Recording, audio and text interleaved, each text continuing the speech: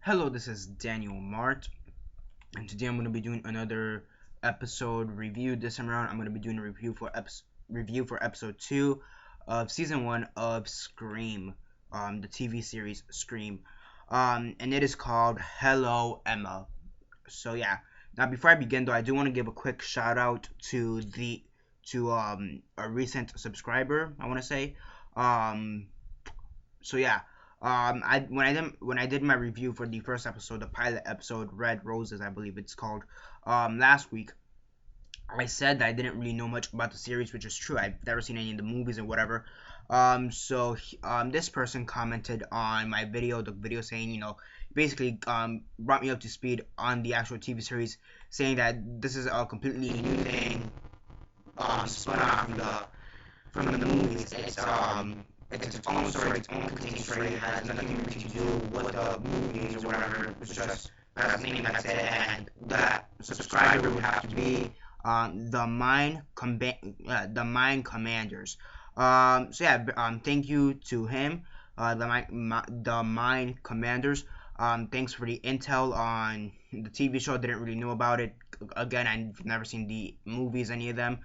But the Scream movies are at least the first one, are one of the movies I'm gonna be watching in October. So in October Halloween.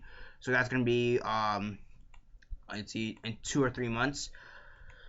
So yeah, and he basically also gave me some more intel on the TV series, saying that I could also watch it on the MTV official website. Again, thanks for the heads up. Didn't know about that. I should have assumed, but whatever. But yeah, I finally watched the episode, and now I'm gonna be doing the review. So again, it is called Hello Emma, episode 2, season 1. So yeah, before I begin though, 10-second spoiler warning. As usual, for those who have yet to actually watch the episode and haven't already, stop the video, go check it out, and come back and watch the rest of this review. 10-second spoiler warning, as usual, starting now.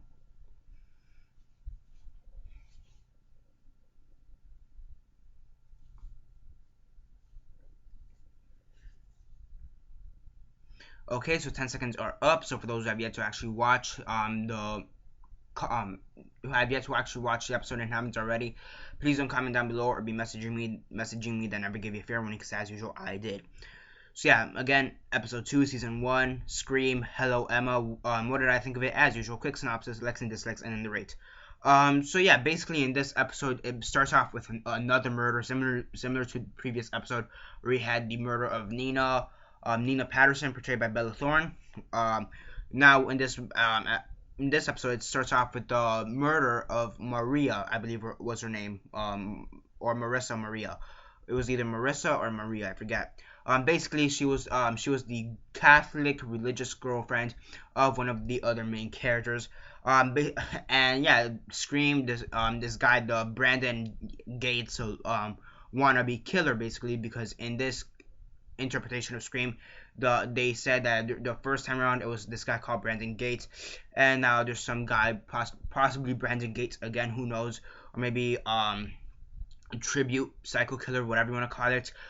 This person made it seem like this girl committed suicide, hanged herself, and yeah, really cool. And I liked how they kind of explained it in the episode too, because she snapped her neck through the noose, because when you fall down, normally you break your neck, believe it or not.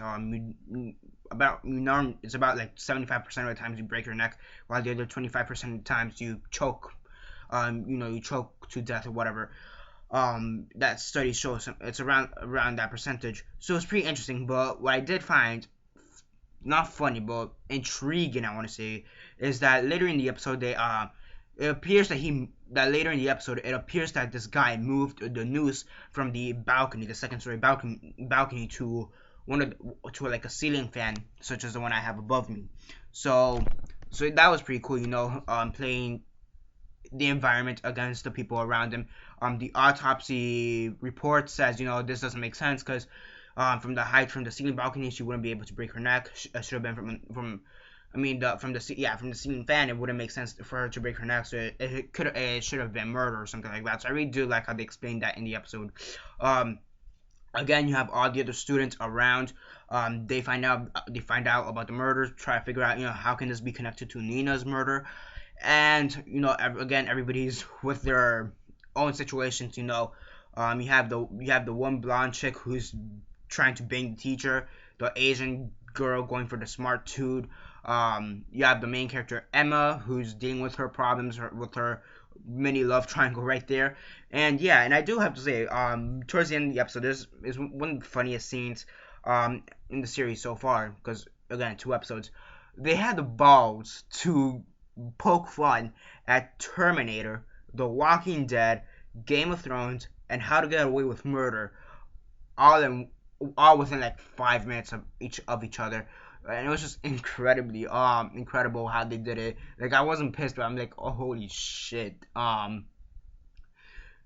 So yeah, and I think I also heard a name drop for like Grey's Anatomy or something like that. Or so yeah, I mean, again, this is one of those shows that's like really meta, that it references a lot of stuff in pop culture.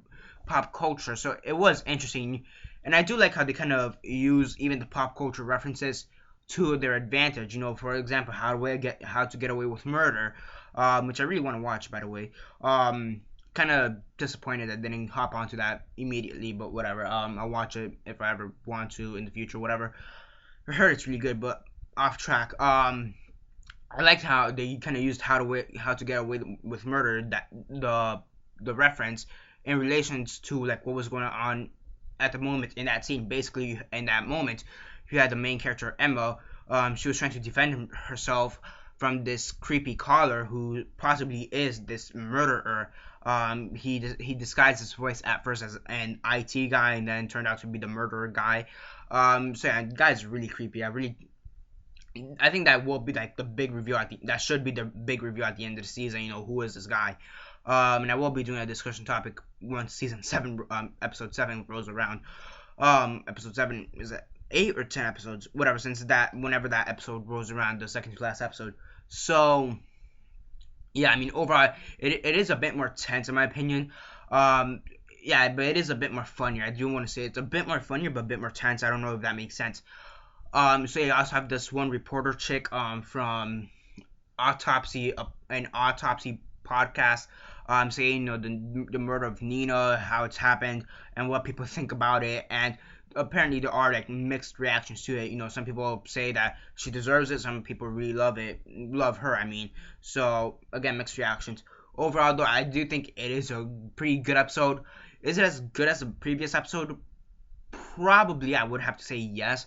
But a little bit more, but still pretty great in my opinion. I mean, it still has that comedic element, and it still has like kind of that self-referencing, like meta element that I know is what it is with all the pop culture references. And I do like how it kind of pokes fun of itself and just what's going on in the world. Because also it's really funny because they were talking about Terminator very fast, and they were saying how it makes no sense how Kyle Reese and the mother, what's her name, had sex and they made John Connor, something to that effect. And then the Asian girl says, "Oh, is that the one with the girl from Game of Thrones?" She's like, "Is that the one with the dragon girl from Game of Thrones?"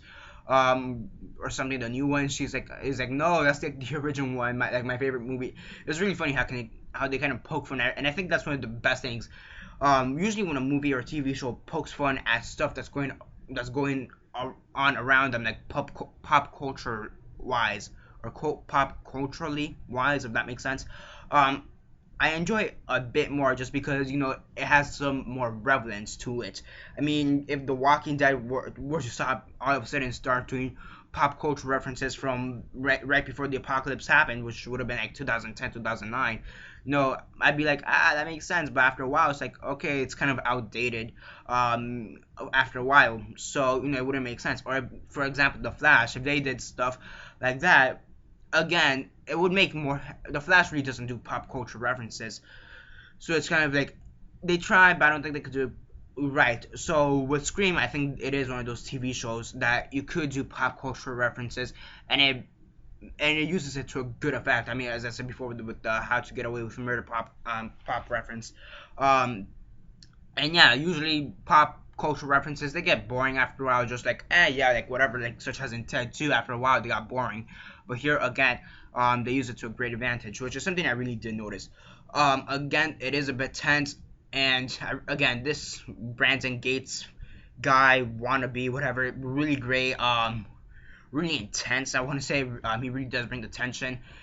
And yeah, and again, that love triangle, I really do want to see how that plays out. And again, I do like how that one nerdy kid is saying, this is gonna happen because of this and that should happen because of that and this is how this is gonna play out. So yeah, again, that one nerdy kid knows like what he's talking about, because he's studied serial killers apparently. They even question him, are you the serial killer? He's like, no, I mean, I just, it's a hobby of mine, a bit morbid, yes, but no, I'm not a serial killer. So yeah, overall though, pretty good episode. Any negatives for the episode? I mean, not really. I mean, again, as I said with the previous episode, it's a bit cheesy. Yeah, it's a bit cheesy, and to some effect, you could say that's a complaint, but really, it's just a bit cheesy.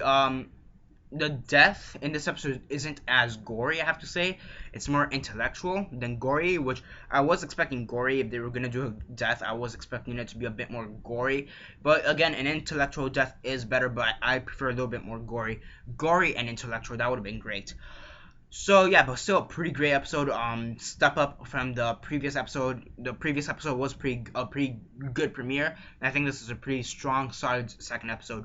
So on a scale of 1 to 10, 1 being the worst, 10 being the best, and 6 being decent, yeah, I'd give this an 8.5 out of 10. Pretty great episode in my opinion. If you haven't checked out the Scream TV show already, definitely do check it out. It's one of the few good things MTV has done. Aside from Unfriended, from what I can think of, aside from Unfriended, this is like the only good thing they've done since like 2005, but like their music videos, up until YouTube more or less ruined them. So yeah, that's basically it for this review. Like the video, share on Facebook, Twitter, MySpace, or whatever you guys prefer. Watch my review of the previous episode right here once I put the annotation, and the next episode right here again once I put the annotation. Aside from that, like the video, share on Facebook, Twitter, MySpace, or whatever you guys prefer. Subscribe. I do movie reviews, TV show reviews, and comic book reviews.